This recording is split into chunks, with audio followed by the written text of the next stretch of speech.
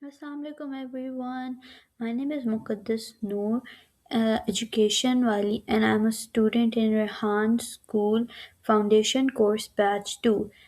So today I'll be talking with Maya from Sesame on the topic of hurry up, the tale of a time sensitive phrase.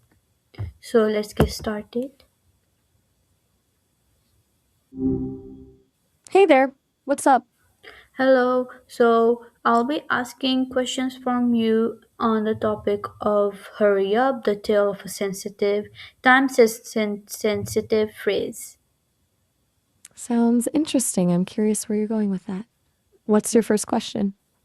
Yes, so my first question is what does hurry up literally mean and how did it enter everyday language?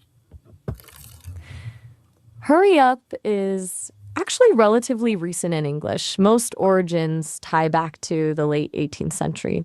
Hurry itself meant to rush or move quickly before then, but when you combine it with up, that's where things get weird. Up gets used like an intensifier, like speed up, wake up, but when attached to hurry, it turns into an imperative to get moving. It gained traction through the military and British slang that phrase showed up during the Napoleonic Wars to urge soldiers into action. By the 19th century, it seeped into everyday speech, and by now, it's just completely natural to tell someone to hurry up when you're impatient. It Okay. also struck me that hurry up really makes people feel tense. Why do you think that is? So, what got you thinking about hurry up specifically?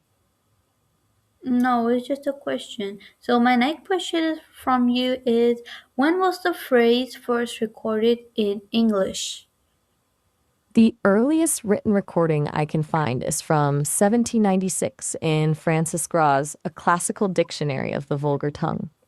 He described it as a favorite command given by officers to their men, so pretty explicitly military origins there.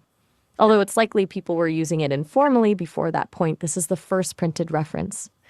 What I find wild about it is how quickly it became universal. Within a century, it's pretty much everywhere you look in English writing.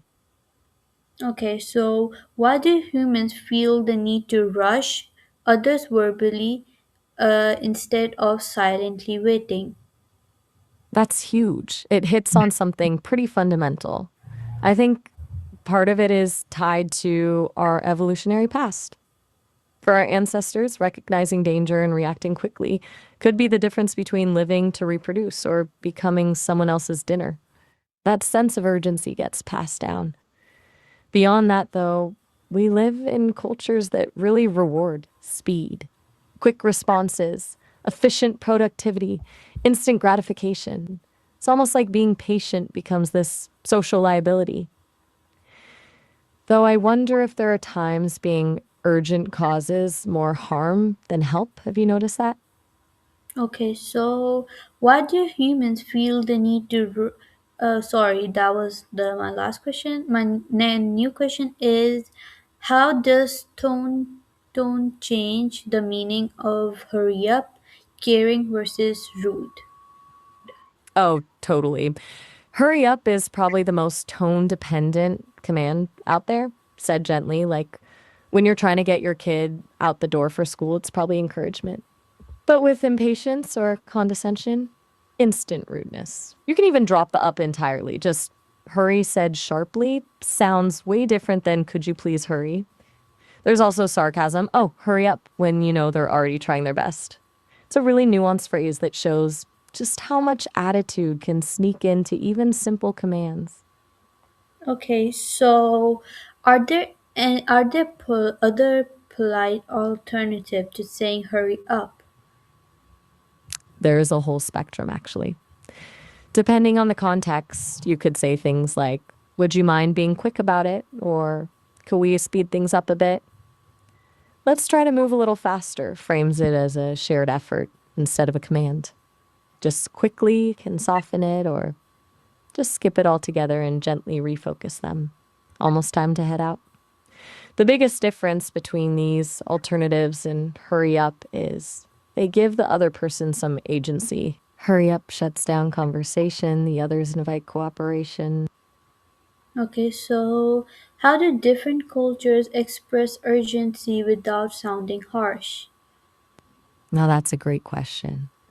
There are cultures where directness is really valued, so something close to hurry up might be totally normal. But in a lot of cultures, Asian cultures especially, they'll use indirect signals to create that sense of urgency. For example, in Japanese, you might politely suggest timing without outright telling someone to speed up, like, it seems we're running short on time instead of hurry up. In Spanish, there's a whole language of softening, adding extra words like por favor or rápidamente, pero con cuidado, meaning quickly but with care, or framing requests as favors. The idea is respect and maintaining harmony, creating urgency without sounding demanding. It's actually pretty clever when you think about it. Okay, so thank you so much for answering my questions. You're welcome. It was a really fun dive into hurry up. I'm always amazed at how much history gets packed into a few words. Catch you later. Bye. Bye.